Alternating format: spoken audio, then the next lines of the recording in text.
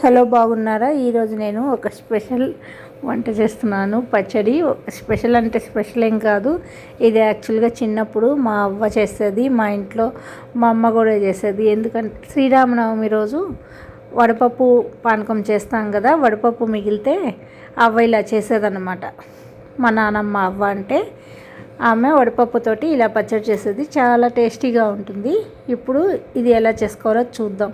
ఎందుకంటే చాలా సింపుల్గా చేసుకోవచ్చు. దీంట్లో ఏమి వేయించేవి ఏమి గ్యాస్ తోటి పనే లేదనమాట. లాస్ట్ పోపు వేసుకోవచ్చు. పోపు లేకపోయినా చాలా బాగుంటుంది. అందుకని వడపప్పు నానేస్తాం కదా, పెసరపప్పు, అది తీసుకొని కొంచెం పెసరపప్పు, నానబెట్టిన పెసరపప్పు, కొబ్బరి ముక్కలు, పచ్చిమిర్చి. దీంట్లో ఎండుమిర్చి వేసుకుంటే బాగుంటుంది. ఎండుమిర్చి ఒక 5-6 వేసుకోవాలి.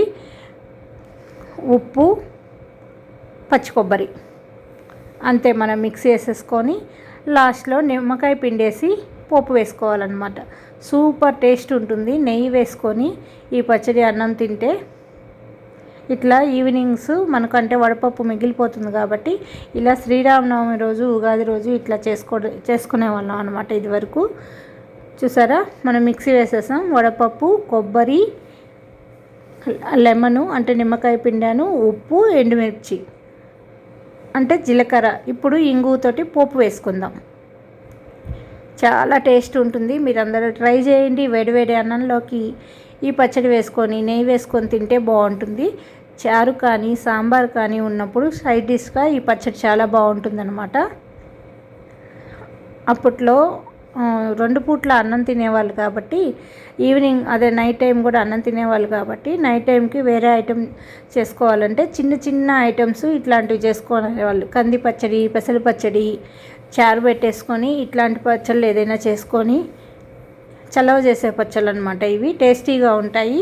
అప్పడాలు కానీ వడియాలు కానీ వేసుకొని తింటే చాలా టేస్టీగా ఉంటుందన్నమాట. ఈజీగా అరుగుదల అవుతుంది. అందుకని ఇంగు వేసాం, జీలకర్ర వేసాం, పచ్చి పెసరపప్పు, ఇవన్నీ చాలా టేస్టీకరమైనవి. ఈజీగా పచ్చడి చేసేసుకోవచ్చు అనమాట. చూసారా, వడపప్పు పచ్చడి రెడీ అయిపోయింది. ఈ వీడియో మీకు నచ్చినట్లయితే లైక్ చేయండి, షేర్ చేయండి, సబ్స్క్రైబ్ చేయండి.